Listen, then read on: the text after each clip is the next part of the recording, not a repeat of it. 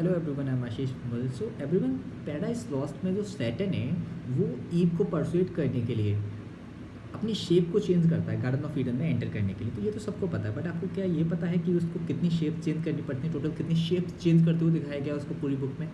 तो चलिए आइए जानते हैं। सबसे पहले जो उसकी शेप चेंज होती हुई दिखाई देती है वो दिखाई देती है बुक 1 में, जब उसको एज अ फॉलन एंजल दिखाया गया होता है। तो वो एक कॉमेट की तरह दिखाया जाता है, मीटियोर की तरह, जो कि धरती पर गिर रहा है। सो उसकी फर्स्ट शेप है कॉमेट की। सेकंड शेप उसकी होती है बुक 3 में, जब वो गार्डन ऑफ ईडन में एंटर करने की कोशिश करता है। तो वो शेप लेता है चेरब की। चेरब एक टाइप का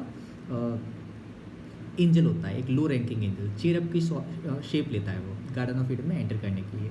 फिर इसके बाद में आती है बुक 4। बुक 4 में वो जब गार्डन ऑफ ईडन में एंटर कर जाता है तब शेप लेता है एक कॉर्मोरेंट की। कॉर्मोरेंट यानी कि जिसको जल कौवा कहते हैं, कॉर्मोरेंट की शेप लेता है और ईव को एक पेड़ पर बैठकर देख रहा होता है। वो पेड़ उस गार्डन ऑफ ईडन का सबसे ऊंचा पेड़ होता है, जिसको ट्री ऑफ लाइफ कहा जाता है, जिसके ठीक बगल में फॉरबिडन ट्री भी है। तो ये थर्ड शेप है उसकी। इसके बाद में वो जब ईव को देख लेता है, तो ईव को देखने के बाद में वो ईव को परसुएट करने के लिए उसके कान में कुछ बोल रहा होता है। तो उस टाइम में वो शेप लेता है एक टोड की। एक टोड की शेप लेके वो ईव को परसुएट करने की कोशिश कर रहा होता है। बट जब वो एक टोड की शेप लेके, एक मेंढक की शेप लेके, उसको मेंढक के बच्चे की शेप लेके ईव को परसुएट करने की कोशिश करता है, तो उसको 2 एंजल देख लेते हैं और उसको पकड़ के बाहर निकाल देते हैं। तो ये उसकी चौथी शेप थी।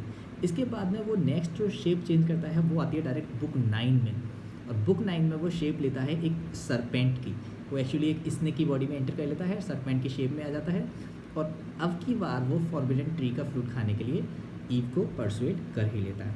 So that was all about the 5 shapes taken by Saturn in paradise lost. तो ये आज का हमारे पॉइंट था। आपका जो लास्ट हमने क्वेश्चन किया था उसका आंसर कुछ ऐसा है कि जो पैराडाइज लॉस्ट का सीक्वल है वो है पैराडाइज रीगेन्ड। ये पब्लिश हुआ था 1671 में, ठीक है। इसके साथ में एक दूसरा वर्क भी अटैच था जिसका नाम था सैमसन एगनिस्ट।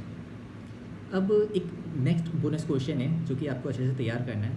ये जो टोटल 10 बुक्स हैं जो कि 1667 में पब्लिश हुई थी, उनमें से सबसे बड़ी बुक कौन सी है ये आपको हमें बताना है, ठीक है। So comment your answer. Thank you everyone, thank you.